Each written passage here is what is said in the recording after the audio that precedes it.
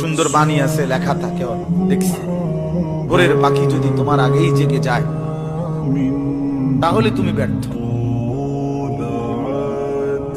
ভোরের পাখি যদি তোমার আগেই উঠে যায় তুমি ব্যর্থ। তোমার আগে উঠবে কেন? তুমি মানুষ, আশরাফুল মাখলুকাত, আল্লাহর সর্বশ্রেষ্ঠ সৃষ্টি, তুমি তো আগে উঠবার কথা।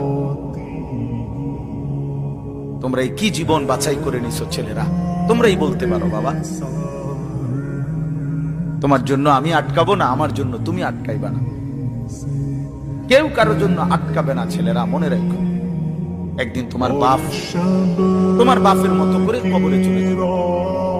এই যাই দৌড়ঝাঁপ করছে বেচারা কামাই করার, একদিন দেখবা তোমার রাইখা সে চলে গেছে।